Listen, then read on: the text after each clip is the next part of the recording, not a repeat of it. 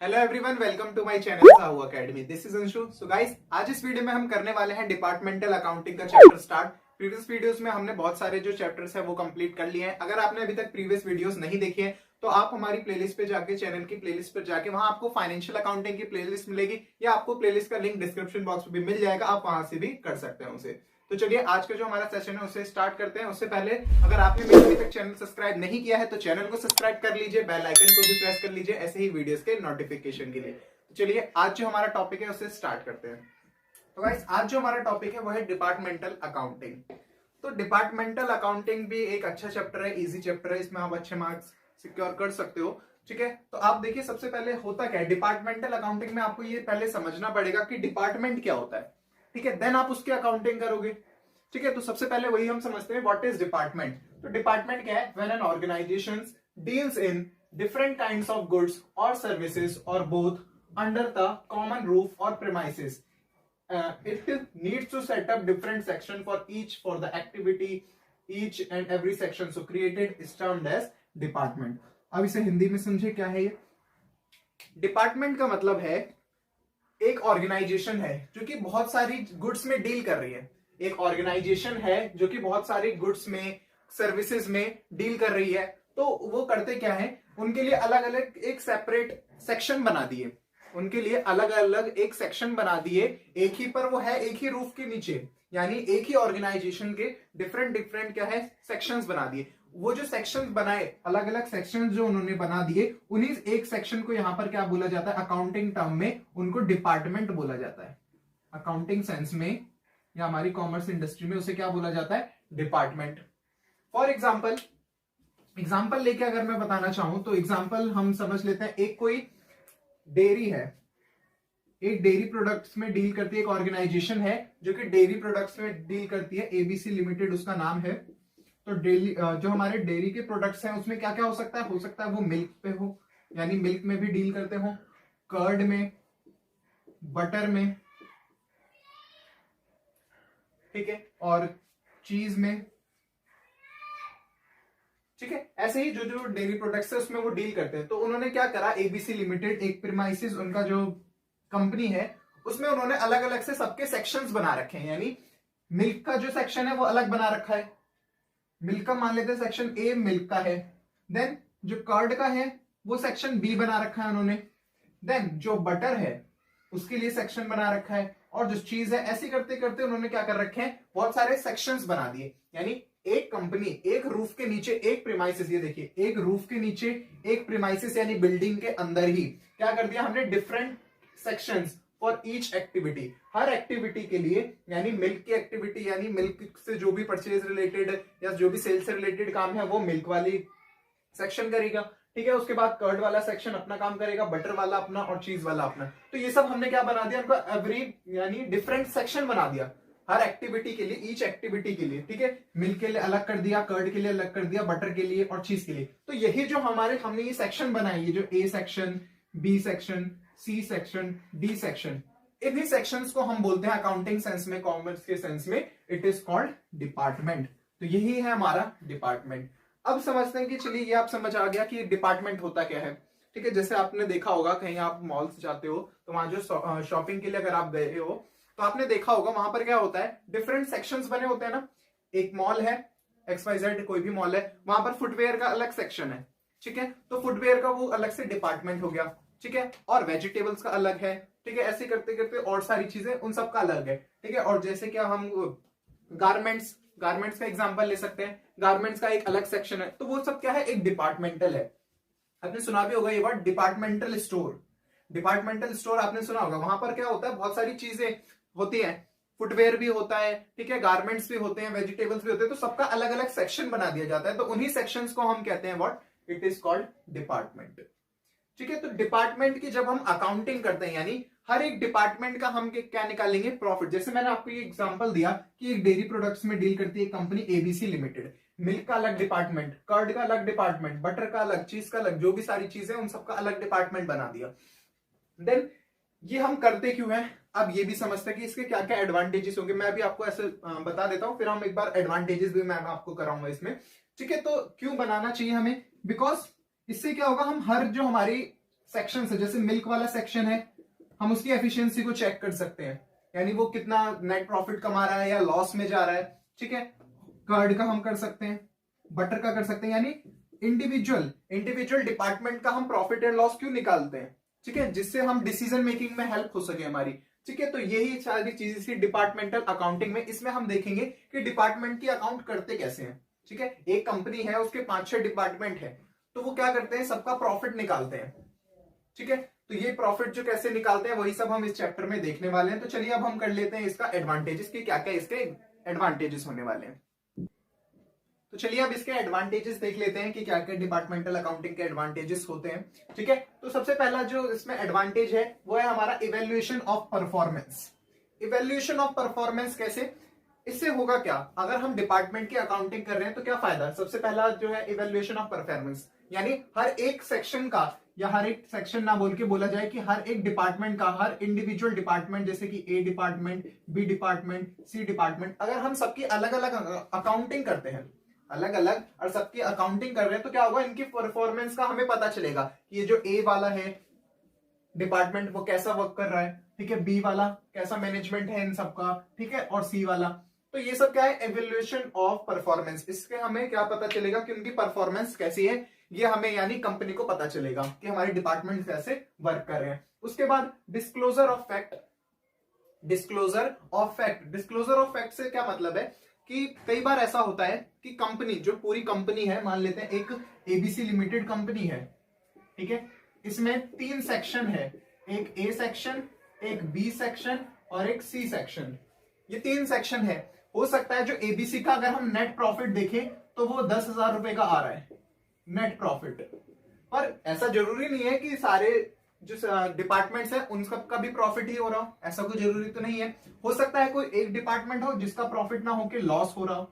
तो इससे हमें क्या पता चला, डिस्क्लोजर ऑफ फैक्ट, यानी जब हमने डिपार्टमेंट की अकाउंटिंग करी तो हमने देखा कि ए और सी को तो प्रॉफिट हो रहा है पर बी को लॉस हो रहा है, इसलिए यहां पर क्या हुआ, फैक्ट का डिस्क्लोजर हुआ, यानी जो बी था उसे लॉस हो रहा था। ये हमें कैसे पता चला, जब हमने क्या करी, डिपार्टमेंटल अकाउंटिंग। अगर हम डिपार्टमेंटल अकाउंटिंग नहीं करते तो हम ये सोच के चलते कि पूरी कंपनी को तो प्रॉफिट हो रहा है, तो इसके जो डिपार्टमेंट्स हैं इनको भी प्रॉफिट हो रहा होगा, अच्छी बात है। पर जब हमने डिपार्टमेंटल अकाउंटिंग, अलग अलग अकाउंटिंग करी, तब हमें पता चला नहीं, जो बी था उसको लॉस हो रहा था। तो ये सेकंड पॉइंट था हमारा, डिस्क्लोजर ऑफ फैक्ट।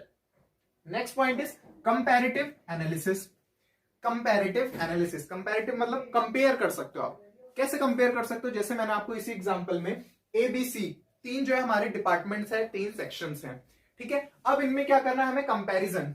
हम यानी यहां पर अभी मैं बोल रहा हूं एक कंपनी एबीसी लिमिटेड, यानी एबीसी लिमिटेड क्या सोचेगा कि जो मेरे ये 3 डिपार्टमेंट है इनकी मुझे करना है, इनके बीच में कंपैरिजन मुझे करना है कि कौन अच्छा वर्क कर रहा है। तो ये कैसे पता चलेगा, कंपैरिजन कैसे पता चलेगा, जब हम अलग अलग दोनों सबका क्या करेंगे, अकाउंटिंग, यानी डिपार्टमेंटल अकाउंटिंग जब अलग अलग करेंगे, ए का अलग, बी का अलग, सी का अलग, तभी तो हम क्या कर पाएंगे उसमें, कंपैरिजन। अब ये कंपैरिजन हो सकता है डिपार्टमेंट्स के बीच हो, ए बी और सी, इन तीनों के डिपार्टमेंट्स के बीच हो, या हो सकता है इन्हीं के, मान लेते हैं एक इंडिविजुअल डिपार्टमेंट लिया, ए डिपार्टमेंट, उसका पास्ट ईयर से करना चाहते हो हम, पास्ट ईयर से क्या करना चाहते हो, कंपैरिजन, प्रेजेंट ईयर का कंपैरिजन पास्ट ईयर से करना चाहते हो कि जो प्रेजेंट ईयर में कैसा वर्क कर रहा है, वो क्या प्रोग्रेस है उसकी। ठीक है, और पास्ट ईयर में कैसी थी। तो ये सब हम कैसे कर पाएंगे, जब हम डिपार्टमेंटल अकाउंटिंग करेंगे, यानी सेपरेट क्या करेंगे, हम सबकी अकाउंटिंग करेंगे। Next is judgement of efficiency. यानी एफिशिएंसी को हम उनकी चेक कर पाएंगे। ये परफॉर्मेंस की तरह ही है, मतलब हम कितना वो एफिशिएंट है, कितने ज्यादा हमारे जो डिपार्टमेंट, वो कौन कितना ज्यादा एफिशिएंट है, ये भी हम डिपार्टमेंटल अकाउंट से ही कर पाएंगे, यानी डिपार्टमेंटल अकाउंटिंग से ही कर पाएंगे। जजमेंट ऑफ एफिशिएंसी में आप समझ सकते हो जो हमारे अकाउंटिंग यूजर्स होते हैं, जैसे कि शेयर होल्डर्स हो गए, इन्वेस्टर्स होते हैं। ठीक है, तो ये सब जब हमारी कंपनी का जो डिपार्टमेंट्स है, एबीसी डिपार्टमेंट, अगर सबका अलग अलग क्या देखेंगे, अगर वो टर्नओवर देखें कि उनकी कितनी सेल है, तो वो क्या है, एक जजमेंट ले पाएंगे। ठीक है, जो हमारे मैनेजमेंट है, शेयर होल्डर्स, इन्वेस्टर्स और जो मैनेजमेंट है, वो सब क्या कर पाएंगे, जजमेंट कर पाएंगे उनकी एफिशिएंसी का, कि कौन सा डिपार्टमेंट कितना ज्यादा एफिशिएंट है, A department, B department, C department. तो ये पॉइंट था हमारा judgement of efficiency. Next is planning and control. यानी अगर कोई डिपार्टमेंट, जैसे कि ए डिपार्टमेंट है, बी डिपार्टमेंट और सी डिपार्टमेंट, ये 3 डिपार्टमेंट है एक कंपनी में। अगर कोई एक डिपार्टमेंट काफी अच्छा वर्क कर रहा है, यहाँ पर 2 चीजें होंगी, दोनों आपको अच्छे से समझनी है। अगर कोई एक डिपार्टमेंट काफी अच्छे से वर्क कर रहा है तो हम क्या सोचेंगे, यानी मैनेजमेंट क्या सोचेगा कि इसे और मौका देना चाहिए हमें, और इसको ग्रोथ देनी चाहिए और इनको प्रोग्रेस देनी चाहिए। जिन भी चीजों की उन्हें जरूरत है, कोई एसेट की जरूरत है, हम वो प्रोवाइड करें उन्हें। ठीक है, तो ये सब क्या हो जाएगा, प्लानिंग। ठीक है, अगर कोई डिपार्टमेंट है, अब यहां पर दूसरी चीज आई, अगर कोई डिपार्टमेंट है, लेट्स से बी डिपार्टमेंट है, वो लॉस में जा रहा है, काफी ज्यादा हमने उसे देखा, कई बार मौके भी दिए, पर वो बार बार लॉस में जा रहा है, तो हम क्या कर सकते हैं, प्लानिंग कर सकते हैं उसको डिस्क्लोजर करने की, यानी उसको बंद करने की, क्लोज करने की। हम जब बार बार वो लॉस होता जा रहा है, एक डिपार्टमेंट, पर्टिकुलर डिपार्टमेंट बार बार लॉस में जा रहा है, तो मैनेजमेंट तो यही सोचेगा कि अब उसे हमें बंद कर देना चाहिए। ठीक है, तो यही है प्लानिंग एंड कंट्रोल। प्लानिंग यानी अगर कोई डिपार्टमेंट अच्छा वर्क कर रहा है तो उसको और ग्रोथ मिले, और जो डिपार्टमेंट वो नहीं कर पा रहा उसे हम क्या करें, या तो और मौका दें, अगर वो उसके बाद भी नहीं कर पा रहा तो उसे सिंपली आप क्लोज कर दें। तो ये था हमारा planning and control. The last one is competition, यानी कॉम्पिटिशन एडवांटेज है, कंपटीशन बढ़ेगा। कंपटीशन कैसे बढ़ेगा, किसके बीच में कंपटीशन, डिपार्टमेंट्स के, ए बी सी टी, 3 जो ये डिपार्टमेंट्स हैं, इनके बीच कंपटीशन बढ़ेगा। कैसे बढ़ेगा, वो डिपार्टमेंटल अकाउंट से, यानी अगर ए डिपार्टमेंट ने 10 लाख रुपीस का टर्नओवर किया, बी ने 15 लाख का, और सी ने केवल 8 लाख यानी 8 लाख रुपए का किया, तो क्या है, इनके बीच में कंपटीशन बढ़ेगा। तो ये जो सी जो है वो और क्यूरियस होगा कि मेरा भी क्या होना चाहिए, प्रॉफिट या टर्नओवर कम से कम 15 लाख हो, तो वो भी क्या करेगा, ज्यादा से ज्यादा जो डिपार्टमेंट है वो उतना ज्यादा ही अपने आप को प्रोग्रेस करने की कोशिश करेगा और ज्यादा ग्रो करेगा। तो इनके बीच में क्या बढ़ेगा, कॉम्पिटिशन बढ़ेगा। तो सबसे पहले जो गाइस आज हम करने वाले हैं डिपार्टमेंटल अकाउंट्स के मेथड, कि कौन कौन से मेथड है। लास्ट वीडियो में मैंने आपको बताया था कि डिपार्टमेंटल अकाउंटिंग हम क्यों करते हैं, एक हर डिपार्टमेंट का अलग अलग प्रॉफिट कैलकुलेट करने के लिए, तो इसमें क्या क्या मेथड्स होते हैं तो वो हम देख रहे हैं। तो सबसे पहले, in order to calculate the profit and loss of each department accurately, it is necessary to keep separate records of purchase, sales and expenses of each department। यानी अगर एक डिपार्टमेंट नहीं, अगर एक कंपनी को क्या करना है, अपने डिपार्टमेंट का एक एक्यूरेट प्रॉफिट एंड लॉस निकालना है, तो उसे करना क्या चाहिए, उसे जो भी परचेज बुक्स हैं, जो भी सेल्स बुक हैं, वो अलग अलग रिकॉर्ड करनी चाहिए। यानी परचेजेस के लिए एक अलग बुक्स बनाओ आप, एक सेल्स के लिए अलग बुक बनाओ, एक्सपेंस के लिए अलग, इनकम के लिए, इससे हमें क्या करेंगे, एक परफेक्ट या एक्यूरेट जो है हमारा प्रॉफिट या फिर लॉस निकलेगा। तो इसमें 2 मेथड्स हैं, कि कैसे आप इसे कैलकुलेट कर सकते हो। पहला जो मेथड है वो है separate set of books are kept, for each department. यानी हर डिपार्टमेंट क्या करेगा, separate set of books are kept for each department, हर डिपार्टमेंट के लिए एक अलग अलग बुक बना दी जाए।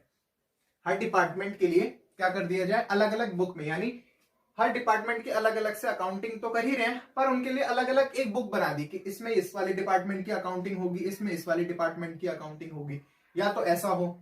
ठीक है, दूसरा जो तरीका है वो क्या है, accounts of all departments are kept only in a book only, यानी सारे ही डिपार्टमेंट की जो अकाउंटिंग है उसके लिए सिर्फ एक बुक बना दी हमने। एक बार दोबारा समझिए। ठीक है, सबसे पहला क्या था, separate set of books are kept for each department, यानी हर डिपार्टमेंट के लिए अलग अलग बुक बनाई। यहां पर एक डिपार्टमेंट है उसके लिए अलग बुक बना दी, बी डिपार्टमेंट है उसके लिए अलग बुक, सी डिपार्टमेंट उसके लिए अलग बुक। ये हमारा फर्स्ट मेथड है। ये फर्स्ट मेथड हम यूज कहां करते हैं, अब आप ये सोच रहे होंगे कि ये फर्स्ट मेथड और सेकंड मेथड है तो वो डिपार्टमेंट, तो ये कहां पर यूज होंगे। तो जो फर्स्ट मेथड है वो बेसिकली तब यूज होता है रियल लाइफ में भी, जब जो कंपनी है, जो ऑर्गेनाइजेशन है, जो फर्म है, वो काफी क्या हो, लार्ज हो, बड़ी फर्म हो, बहुत सारे उसके क्या हो, डिपार्टमेंट्स हो, बहुत सारे उसके डिपार्टमेंट है, 10-12 उसके डिपार्टमेंट है, तो वो क्या करेगा, सबके लिए अलग अलग बुक बना देगा। उसकी ट्रांजेक्शन ज्यादा है, उसकी ट्रांजेक्शन अगर ज्यादा है तो उसके लिए वो अलग अलग क्या करेगा, अपनी बुक्स बना देगा। ठीक है, तो एक इसका मैं अगर एग्जांपल बताऊं तो आप इसका एग्जांपल आप लिख सकते हो इसमें, जैसे कोई इंश्योरेंस कंपनी है, तो इंश्योरेंस कंपनी, अगर कोई इंश्योरेंस कंपनी है तो वो क्या करती है, अलग अलग उसके इंश्योरेंस होते हैं, फायर इंश्योरेंस के लिए अलग बुक बना दिया उसने, ठीक है, मेराइन इंश्योरेंस इसके लिए अलग बुक बना दिया, लाइफ इंश्योरेंस के लिए अलग बुक बना दी, ठीक है, तो ये सारे के सारा क्या है, ये सारे के सारा इसमें चला जाएगा, जो कि किसमें, separate set of books are kept for each department, यानी अलग अलग डिपार्टमेंट की अलग अलग बुक, जो फायर इंश्योरेंस है उसके लिए अलग, ठीक है, मेरीन इंश्योरेंस उसके लिए अलग, life insurance, health insurance, health insurance जो है, कार इंश्योरेंस, ठीक है, ये सब किसमें आ जाएगा हमारा, ये सब आ जाएगा, जिसमें कि आप अलग अलग अकाउंटिंग इसकी कर रहे हो, सबके लिए अलग बुक बना दी, फायर की अलग, मेरीन की अलग, लाइफ इंश्योरेंस की अलग, हेल्थ इंश्योरेंस की अलग और कार इंश्योरेंस की अलग, ठीक है, ये वाला डिपार्टमेंट हो गया। अब आई थिंक आपके समझ आ गया होगा, इसमें हम क्या करेंगे, separate set of books are kept for each department. Next, departments of all accounts of all departments are kept only in one book. अब ये कहां पर यूज होगा, यानी इसमें क्या होगा कि क्या करेंगे, हम सबकी अलग अलग बुक ना बना के एक बुक में ही सबकी डिपार्टमेंट्स की एंट्री करते जाएंगे, अलग अलग से कॉलम बना देंगे, ए डिपार्टमेंट की एंट्री यहाँ, B department, C department, D department, ठीक है, तो वो ऐसे हम करेंगे। तो इसमें ये यूज कहां होगा, ये तब यूज होता है जब कोई फर्म क्या हो, छोटी हो, ये मैंने आपको बताया कि जब फर्म क्या हो, लार्ज हो, ये तब होता है जब वो स्मॉल फर्म हो कोई, जिसकी ट्रांजेक्शन्स भी क्या हो, कम हो, तो उन्हें हम एक बुक में रिकॉर्ड कर सकते हैं। तो उसमें हमें ये वाला मेथड प्रेफर करना चाहिए, कौन सा, जिसमें एक ही बुक में सारे ही डिपार्टमेंट्स की अकाउंटिंग होती है। और अगर फर्म जो है वो बड़ी है, उसमें क्या आएगा, सेपरेट सेट ऑफ बुक्स, यानी सबके लिए अलग अलग बुक बना देंगे। तो इसमें आपको पता ही है परचेज बुक का लेजर कैसे होता बनता है, जो परचेज बुक जैसे हम 11th में बनाते थे, इनवॉइस नंबर, पर्टिकुलर्स और अमाउंट डाल के, सेम वैसे ही बनेगा। पर जो ये सेकंड वाला है, पर ये जो सेकंड है हमारा, देखिए यहां पर क्या बनेगा, सबका अलग अलग परचेज बुक, सेल्स बुक, ठीक है, एक्सपेंसेस। जो सेकंड वाला है इसमें क्या होगा, अलग से कॉलम बनेंगे, ठीक है, अलग से कॉलम बनेंगे, वो मैं अभी आपको फॉर्मेट बना के दिखा देता हूं। तो ठीक है, तो गाइस देखिए अभी जो हमने बताया आपको, वो क्या, सबसे पहला separate set of books, next accounts for all department. अब इसका एक बार क्या है, एक बार फॉर्मेट देख लेते हैं। तो चलिए गाइस, अब हम इसका एक बार फॉर्मेट देख लेते हैं कि जो मैंने अभी आपको बताया कि सबकी जो एक ही बुक्स में अकाउंटिंग होगी, तो उसके लिए वो सेल्स बुक कैसे बनेगी, परचेज बुक कैसे बनेगी। तो सबसे पहले परचेज बुक का आप एक बार परफॉर्मा या फॉर्मेट देख लीजिए। ये देखिए, सबसे पहले आपको लिखना है डिपार्टमेंटल परचेज बुक, यानी किसी पर्टिकुलर डिपार्टमेंट की नहीं है, इसमें सारे ही डिपार्टमेंट्स के, इसलिए डिपार्टमेंटल परचेज बुक्स लिखा गया है। सबसे पहले वही जैसे आप परचेज बुक बनाते हैं, डेट, पर्टिकुलर्स, यहाँ पर इनवर्ड इनवॉइस नंबर आता है, यानी जो इनवॉइस आपको मिला होगा उसका नंबर आएगा, यहाँ पर एलएफ लेजर फोलियो। देन यहाँ पर जो होता था वो होता था, अगर हम सिंपल परचेज बुक की बात करें तो यहाँ पर अमाउंट होता था, पर इस बार हम डिपार्टमेंट्स की क्या कर रहे हैं, एक साथ एंट्री कर रहे हैं, तो हर डिपार्टमेंट की अलग अलग अमाउंट आएगा। यहाँ पर ये हमने क्या बना दिए, कॉलम्स बना दिए, ए डिपार्टमेंट का अलग, बी का डिपार्टमेंट का अलग, सी डिपार्टमेंट का कॉलम अलग। तो इसी को बोला जाता है कॉलमनर, कॉलमनर यानी जिसमें कॉलम्स हो बहुत सारे, ठीक है, कॉलमनर से अकाउंट भी इसे बोला जाता है, क्या कॉलमनर टेबल भी इसे बोला जाता है। इसमें क्या है, देखिए आप कॉलम बना दिए हर डिपार्टमेंट के लिए, जितने ज्यादा कॉलम होंगे उतने ज्यादा क्या होगा, जितने डिपार्टमेंट होंगे उतने ही और कॉलम बनते जाएंगे, ए बी सी डी, तो सबके एक एक करके यहाँ पर अमाउंट आ जाएगी। सेम ऐसे ही सेल्स बुक में देखिए आप, सेल्स बुक में date, particulars, outward invoice number आएगा, यानी जो हम सेल करेंगे जो इनवॉइस नंबर था वो यहाँ पर आएगा, एलएफ लेजर फोलियो यहाँ पर आएगा। सेम डिपार्टमेंट्स में जो यहाँ पर सबकी अलग अलग बुक्स ऑफ अकाउंटिंग होती है, यानी इस बार हम क्या कर रहे हैं, पर एक बार एक साथ कर रहे हैं, तो सबका अलग अलग से हम क्या कर देंगे, टेबल्स में, यानी जो कॉलम्स में सबका अलग अलग अमाउंट हम लिख देंगे। तो ऐसे बनता है हमारा क्या, परफॉर्मा। ये पूरा था, आप देखिए ऐसे हमें बनाना होगा, अगर आप क्वेश्चन भी करेंगे तो परचेज बुक ऐसे आपको बनानी है, सबका अलग अलग, ए का अलग, बी का अलग और सी का अलग। मान लेते हैं एक एग्जाम्पल की परचेज बुक में परचेज किया उन्होंने, अलग अलग परचेज किया, यानी 10,000 रुपीज के टोटल थे, जिसमें से 2,000 ए का है, 5,000 इसका है, बी का, और रिमेनिंग 3,000 सी का। तो बस ऐसे ही आपको लिखना है। सेम यहाँ पर भी मान लेते हैं कुछ रिटर्न है, सेल्स है 10,000 की, इनकी भी 10,000 की, इसकी 12,000 की, तो ये हमारी सेल्स हो जाएंगी।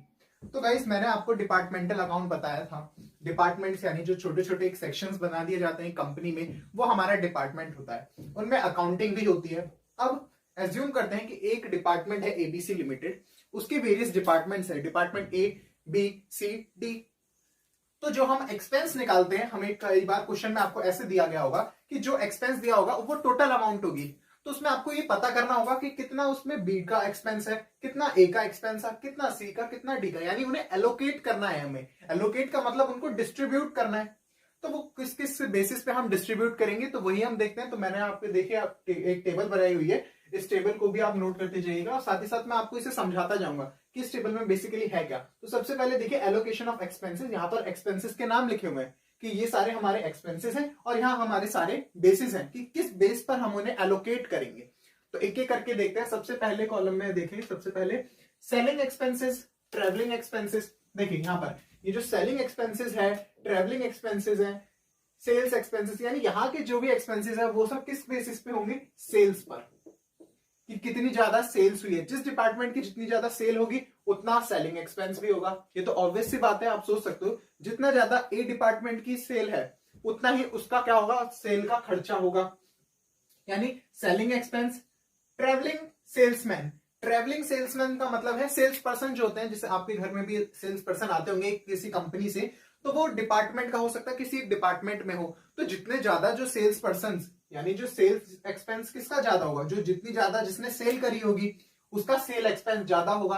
यानी ए बी सी डी जो डिपार्टमेंट्स है, various department A B C D, जितने भी ज्यादा इनके सेल पर्सन ने सेल करी होगी उसी बेसिस पे हम क्या करेंगे, इसको एलोकेट करेंगे। यानी सेल्स पे हम इन्हें एलोकेट कर रहे हैं। सेल्स और टर्नओवर ऑफ ईच डिपार्टमेंट, कितने डिपार्टमेंट की सेल्स है या टर्नओवर है उनके बेस पर हम एलोकेट करेंगे। और देखिए क्या दिया गया है, salary and commission, salary and commission भी उस बेसिस पर देंगे। एडवर्टाइजमेंट, एडवर्टाइजमेंट का जो एक्सपेंस है वो किसका कितना है, आपको एक टोटल अमाउंट दे दी जाएगी कि 10,000 रुपीज जो है एडवर्टाइजमेंट है और आपको बोला जाएगा कि इनको एलोकेट कीजिए। तो कैसे आप एलोकेट करेंगे, सेल्स पर, यानी जितना सेल्स दी होगी उस रेशो में आप उसे कैलकुलेट करेंगे। वो भी हम कैलकुलेट करेंगे नेक्स्ट क्लास में जब हम देखेंगे, तो जब हम न्यूमेरिकल क्वेश्चन करेंगे तब आपको अच्छे से समझ आएगा। बस आप अभी ये समझिए कि कौन सा एक्सपेंस किस बेसिस पे एलोकेट होगा।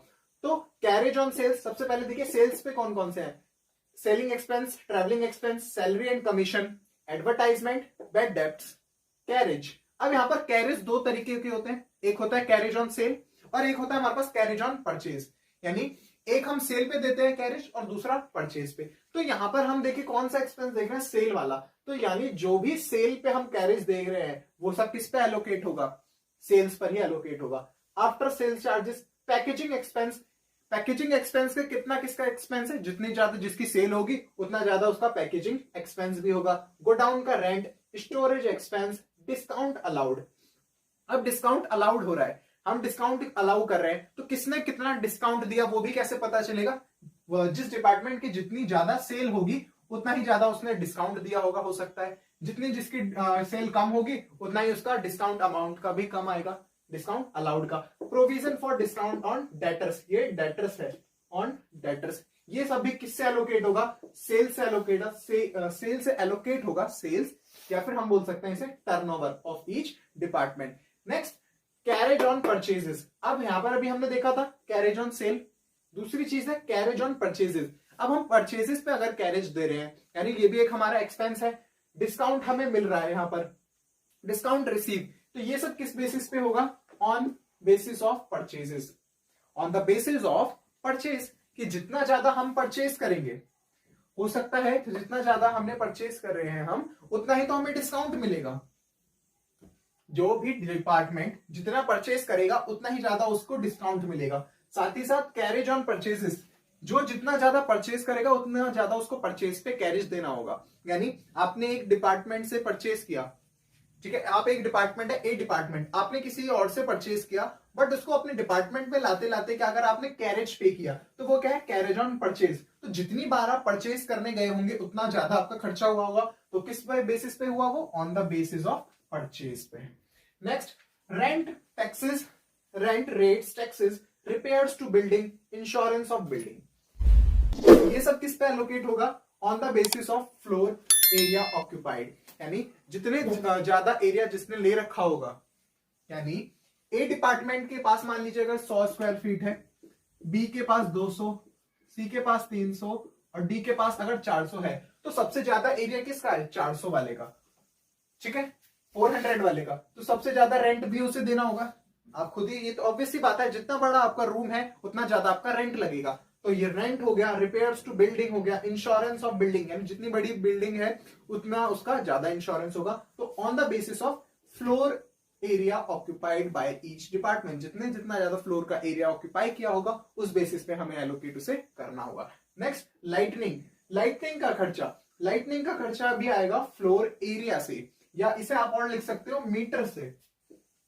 जो हमारे ऑफिसेस में घर में भी क्या होते हैं, मीटर लगे होते हैं इलेक्ट्रिसिटी के लिए, तो वो लाइटनिंग हो गई। तो लाइटनिंग अगर मीटर दिया है तो आप मीटर से करेंगे, उसमें आपको यूनिट्स दी गई होंगी कि इतनी यूनिट आपने कंज्यूम करी, ए ने इतनी, बी ने इतनी, तो आप सिंपली कैलकुलेट कर सकते हो। बट अगर आपको मीटर नहीं दिया है, वहां बोला गया है कि एक ही मीटर है सबका अलग अलग मीटर नहीं है, सबका एक मीटर है, तो आप कैसे करोगे, फ्लोर एरिया से, यानी जिसने जितना ज्यादा बड़ा एरिया ले रखा है उतनी ज्यादा उसके यहाँ लाइटें भी लगी होंगी, तो उस बेसिस पे हम इसे एलोकेट करेंगे। ए ने अगर ज्यादा एरिया ले रखा है, बी ने ज्यादा एरिया ले रखा है, तो उसको ज्यादा लाइटनिंग का एक्सपेंस होगा, और जिसने कम ले रखा है उसको कम होगा। नेक्स्ट आप देखिए लाइटनिंग के बाद डेप्रिसिएशन और रिपेयर्स ऑफ एसेट। ये भी सिंपली आपको पता ही है, ये वाला तो कॉमन सा है, value of asset. Value of asset, जितना वैल्यू होगी एसेट की उतना ही ज्यादा उसका डेप्रिसिएशन भी होगा। अगर वैल्यू 10 लाख रुपीस की है, तो उस पर अगर 10% से डेप्रिसिएशन लगता है तो 1 लाख रुपीस का डेप्रिसिएशन आ गया। मान लेते हैं ये ए डिपार्टमेंट के पास था, पर बी डिपार्टमेंट के वो 10 लाख रुपए की नहीं थी, वो सिर्फ 1 लाख रुपीस की ही थी, तो उसमें 10% का जब आप डेप्रिसिएशन निकालोगे कितना लगेगा, ओनली 10,000। तो ज्यादा किस पर लगा, जिस एसेट की वैल्यू ज्यादा थी। तो यहां से आपको समझ आया, जो डेप्रिसिएशन है या आप कोई रिपेयर करवा रहे हो वो सब किससे होगा, वैल्यू ऑफ एसेट से। और देख लेते हैं सैलरी ऑफ वर्क मैनेजर, यानी जो हमारा मैनेजर है उसको हम सैलरी जो देंगे, ए डिपार्टमेंट का मैनेजर अलग, हर डिपार्टमेंट का मैनेजर अलग होता है, तो उनको सैलरी हम कैसे करेंगे, time is spent in each department, यानी जिसने जितना ज्यादा काम किया होगा हर डिपार्टमेंट के। मान लेते हैं एक मैनेजर है ए का, वो बी के मैनेजर से 2 घंटे ज्यादा काम करता है, वो 8 आवर्स काम करता है, तो दूसरा वाला ए वाला 10 आवर्स काम करता है। तो जो ज्यादा काम कर रहा है, जो ज्यादा टाइम स्पेंड कर रहा है इन ईच डिपार्टमेंट, उसको क्या होगा, ज्यादा सैलरी मिलेगी। तो आपको ये पता चल गया सैलरी ऑफ वर्क मैनेजर किस पे डिपेंड होगी, time spent in each department, कि उसने कितना ज्यादा वहां डिपार्टमेंट में टाइम दिया है। नेक्स्ट सैलरी हो गया। Next canteen expenses and labour welfare expenses and medical benefits, ये सब डिपेंड करेंगे नंबर्स ऑफ एम्प्लॉइज। ऑर्गेनाइजेशन है, जो बड़ी बड़ी ऑर्गेनाइजेशन होती है, वहां पर क्या होती है, कैंटीन्स भी होती है, तो जो कैंटीन का खर्चा है वो हम कैसे एलोकेट करेंगे कि ए का बी का कितना एक्सपेंस है। यानी अभी ऑर्गेनाइजेशन का जो कैंटीन है वो तो सब यूज कर रहे हैं, उसमें ए डिपार्टमेंट के भी आ रहे हैं, उसमें बी डिपार्टमेंट के भी आ रहे हैं, सब यूज कर रहे हैं, पर एक्सपेंस को एक्चुअली अगर हम एलोकेट करना चाहें कि ए डिपार्टमेंट का वो कितना एक्सपेंस बना, बी का कितना, सी का कितना, डी का कितना, तो वो किस बेसिस पे करेंगे, नंबर ऑफ एम्प्लॉयज। जिसके जितने ज्यादा एम्प्लॉयज होंगे वो एम्प्लॉयज कैंटीन में जाते हैं खाने के लिए, तो उनका एक्सपेंस ज्यादा होगा, और जितने कम बी डिपार्टमेंट के होंगे उतने ज्यादा ही क्या होगा, उनका कम एक्सपेंस आएगा। यानी जिसके जितने ज्यादा एम्प्लॉयज उसके उतने ही क्या होंगे, एक्सपेंस ज्यादा होंगे। तो ये था गाइस हमारा पूरा एलोकेशन ऑफ एक्सपेंसेस, कि आपको एक्सपेंसेस को कैसे एलोकेट करना है। ऐसे ही बहुत सारे वेरियस अभी एक्सपेंसेस है, सारे तो यहाँ नहीं हो पाते, जो मोस्ट कॉमन है और जो ज्यादा के ज्यादा क्वेश्चंस आते हैं जिस पर, वो क्वेश्चंस में आपको यही मिलेंगे।